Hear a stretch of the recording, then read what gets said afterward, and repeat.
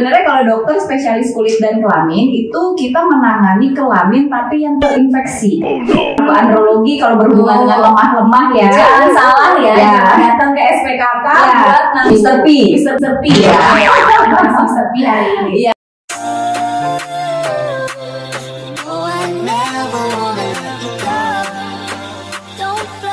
Hai sahabat Porhar, ketemu lagi di Porhar YouTube channel. Kali ini Maya masih ditemani oleh dokter paling kece sejagat raya dunia. Dan kalian juga masih setuju, apalagi kalau bukan dokter Prien dan Temen sih ya kan?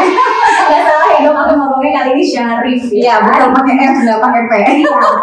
Kalau di video sebelumnya nih, aku pernah bahas sama dokter Efla juga tentang SPKK, spesialis kulit dan kelamin. Kita udah bahas 2K di belakang itu, tetapi ternyata banyak banget nih yang DM aku, yang WhatsApp. Mereka penasaran nih sebenarnya kelamin pada spesialis kulit dan kelamin itu seperti apa, secara mendetail lagi. Dan hari ini aku bakal bahas tentang kelamin pria. Jadi jangan kemana-mana yang merasa pria, stay di sini. Banyak informasinya nih dok, yang aku pengen banget tanya sama dokter soal kelamin pria. Seru kan kita bahas kelamin pria. Jadi aku mau bahas-bahas ya dok ya. Pertanyaan banyak banget dari satu jagat raya menanyakan soal kelamin pria nih dok. Pertanyaan pertama nih ya, yang cowok-cowok stay duduk bawa catatan ya hari ini. Ini dok, spesialis kulit dan kelamin itu sebenarnya menangani masalah kelamin dalam hal apanya nih dok? Apakah kekuatan kelamin termasuk yang dokter tangani? Oke, makasih. Ketemu lagi ya Mbak ya. Jangan bosan ya yang nonton Porhar YouTube channel.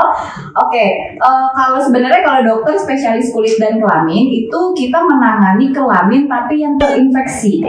Baik itu misalnya terinfeksinya itu baik dari infeksi menular seksual kah, atau misalnya memang ada infeksi yang berhubungan dengan jamur ya, atau yang virus, atau juga ya pokoknya penularan, atau juga memang dia terdapat penyakit pada daerah kulitnya. Berarti hanya kulit luarnya aja. Iya, tapi tidak secara fungsional dari dalam. Oh enggak. Itu kemana dok? Kalau kayak gitu, kalau untuk laki-laki bisa ke urologi atau ke andrologi kalau berhubungan dengan lemah-lemah ya. Jangan salah ya.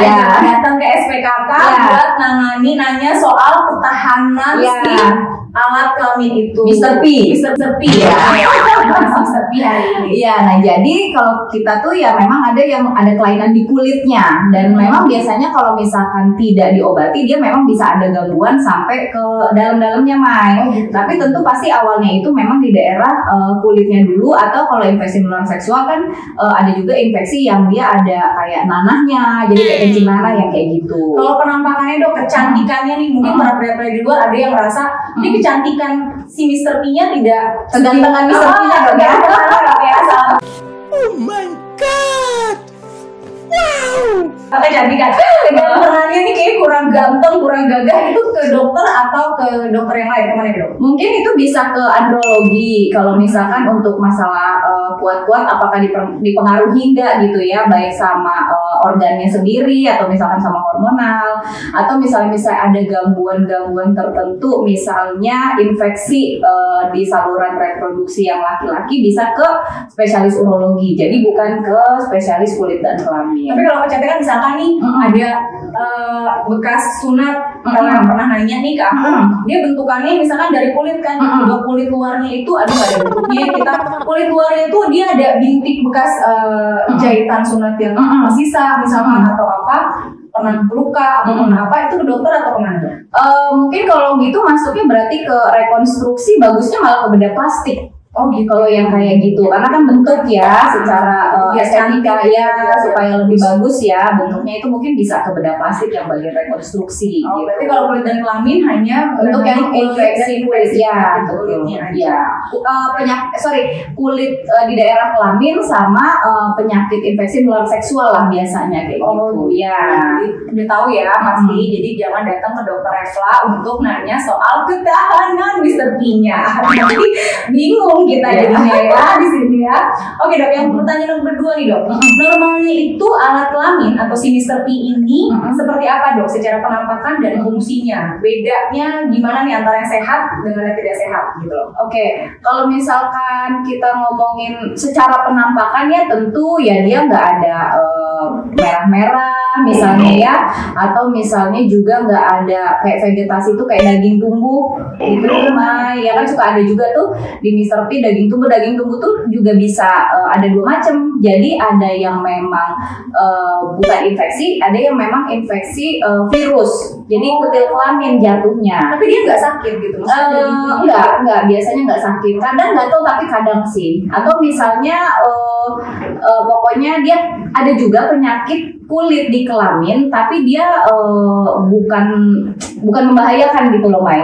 Jadi biasanya kayak ada bintik-bintik putih gitu, itu namanya penail pakul. Jadi di daerah biasanya kepala penisnya, di leher penisnya dia kayak ada bintik-bintik putih, atau di bagian kepala yang bagian bawah juga suka ada bintik-bintik. Tapi itu tidak bermasalah. Enggak masalah. Normal itu sebenarnya bisa muncul sendiri dan bisa hilang sendiri. Gitu, bisa di daerah situ, bisa juga di bibir gitu. Nah, bisa juga di penis. Nah, itu biasanya yang pada khawatir, apalagi mungkin kalau punya risiko ya sering bergonta-ganti pasangan, kadang-kadang suka disangka itu penyakit menular seksual padahal bukan gitu. Kalau dari kulitnya sendiri mungkin nih yang di rumah pengen nanya kalau areanya gelap kah itu normal atau tidak, atau normalnya harus sama kayak warna kulit di atas atau gimana dok? Oke, kalau untuk warna, kalau kita orang Indonesia itu daerah anogenital ya, daerah anus dan genital memang biasanya cenderung lebih gelap daripada warna kulit asli gitu. Tapi itu normal ya? Normal. Kalau yang ngerasa yang pernah komplain itu kayak agak gelap gak usah khawatir. Iya. Normal ya dok. Itu normal. Tapi yang nggak normal adalah misalnya dia kering dan gatel, yang kayak gitu. Nah itu biasanya ya berarti kan ada gangguan. Nah itu juga keringnya banyak. Kering itu berarti satu hal yang salah gitu. Iya, tidak ya, bukan kita bilang sebagai kulit yang sehat gitu. Harusnya dia nggak kering gitu. Karena kalau kering bisa gatel. Jadi kan suka ada tuh kayak cowok-cowok suka garuk-garuk daerah situ. Enggak. Ya itu ya. Nah itu biasanya itu dermatitis seboroid bisa, atau misalkan infeksi jamur juga bisa, tapi paling sering dermatitis seboroid. Jadi dia suka garuk-garuk aja gitu. Dan itu cukup mengganggu ya, baik buat individu yang kena atau orang yang melihat. Kan gak enak. Coba yang udah sering melihat, merasa pernah garuk-garuk di daerah situ ya, itu biasanya ada apakah di kelaminnya. Oke. Terus untuk informasi nih dok, mungkin semuanya pria-pria di sana mau lihat nih, mau tahu, mau lihat juga, nanti kita coba kasih ilustrasinya sedikit. Misalkan sebenarnya penyakit pada kelamin itu ada berapa macam sih dok? Yang misalkan cowok-cowok nih, pria-pria di sana harus tahu dong gitu. Setidaknya mereka punya nih si Mr. P itu, jadi mereka harus tahu sebenarnya penyakit pada kelamin itu ada berapa banyak dok? Dan apa aja contoh-contoh yang paling banyak banget sih Mai. Jadi mungkin kita bisa bagi, ada yang infeksi, ada yang non infeksi kali ya. Kalau misalkan yang infeksi ya biasanya related sama sexually transmitted disease, yang infeksi menular seksual, mulai dari kecimana, terus kutil kelamin, sifilis ya. Sifilis itu raja singa. Nah, jadi kalau si kencing nana itu gonore. Nah, itu yang infeksi menular seksual. Bisa juga dia balanitis. Jadi bagian kepala penisnya itu dia terkena infeksi jamur. Itu biasanya bisa ditularkan dari pasangan seksualnya. Gitu. Jadi kalau infeksi menular seksual itu kalau misalnya pasangan seksualnya yang perempuan dia punya keluhan ada keputihan berjamur, nah itu juga bisa menularkan gitu. Ya pokoknya kalau infeksi menular seksual memang memang pasti ditularkan secara hubungan seksual. Nah kalau yang non infeksi itu kayak tadi saya bilang bisa non infeksi menular seksual ya, maksudnya itu bisa dermatitis seboroid. Jadi dermatitis seboroid itu dia itu terdapat peradangan pada kulit di daerah yang banyak kelenjar minyak, salah satunya di skrotumnya, di buah zakarnya itu ya, terus di sela paha juga. Nah itu juga bisa. Nah infeksi lain yang bukan menular seksual di daerah kelamin juga bisa di sela paha sampai ke bokong biasanya, dan bisa menyebar itu biasanya karena jamur.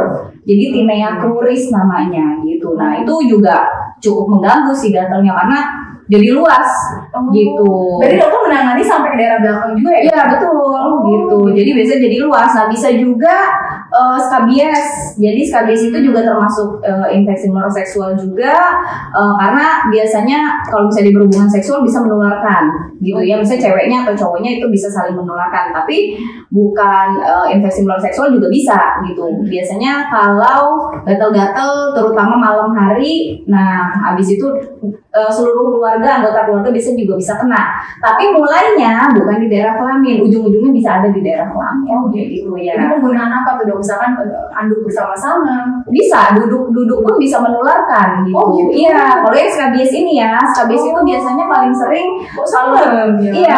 paling sering tuh di kayak boarding school, pesantren-pesantren ya biasanya. Kadang-kadang suka dibilang itu penyakit pesantren, tapi padahal sebenarnya bukan.